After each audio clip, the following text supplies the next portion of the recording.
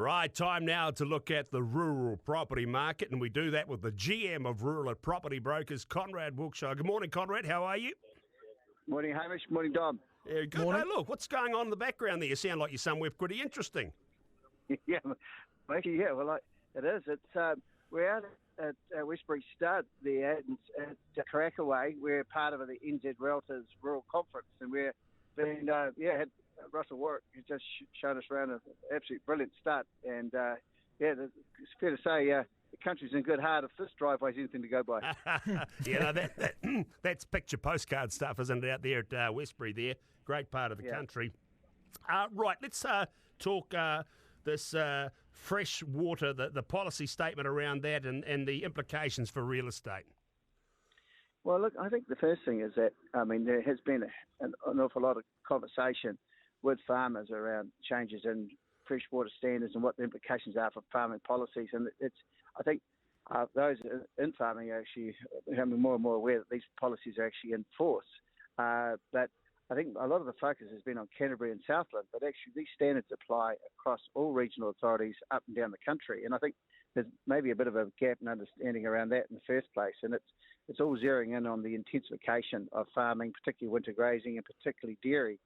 So, it's interesting. There are a whole range of regional plans up and down the country under the regional authorities, but actually this one sits over the top. So we've spoken about it before, Dom, but it's kind of pancaked on top of each other. But actually, in reality, it applies to all farms up and down the country, and it has implications, particularly from a real estate perspective, because what you think you have consented and what you can actually do, particularly if you've only been partially using your consent, or it conflicts with the new standard, it can all get a bit tricky. And all regional authorities have to have this adopted by December 24, which actually sounded a little way away when it came out in 2020, but it's actually not very far away at all, particularly if you think about farms will go into contract this year, they won't settle till next year, and obviously 2024 will be their first year of farming under the new ownership. So it's all very real now for people looking at the market.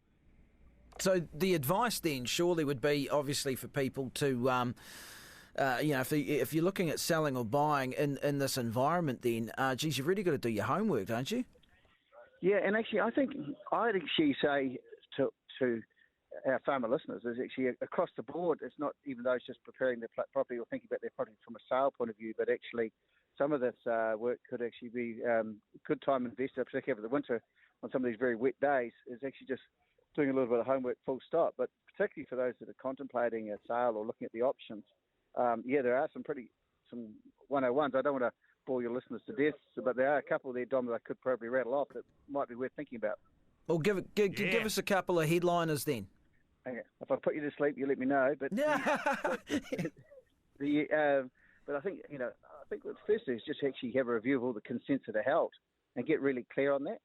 And it might sound is the infrastructure that's actually consented actually where it is, and it's like bore locations and well records and all that sort of thing, and those water use records, particularly for those that are irrigating, that's really important.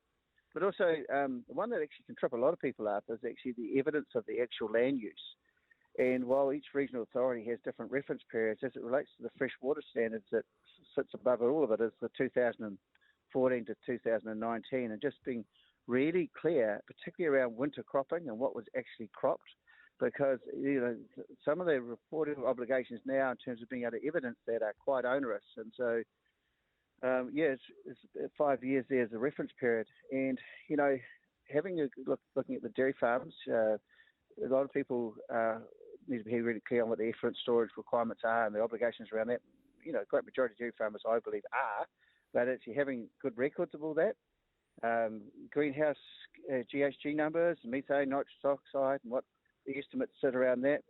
And even the water, in terms of where the water is, the dairy shed, the domestic and the stock water, and the details that are around that. So if you're still with me, it's quite a list, and really I'm only sort of going once over lightly. But for our part, we're really engaging with a lot of professionals and trying to get them alongside our farmers, particularly for those looking at doing DD. But the vendors typically are, one of the reasons some of them might be thinking about an exit is all the compliance and all the various things that go with it. But for the buyer, that obligation is very apparent. So we're trying to work best between the two to try and marry it up. And the more time we allow, and the less questions that get raised during the marketing period, the better. The more information up front, the more transparent it all is.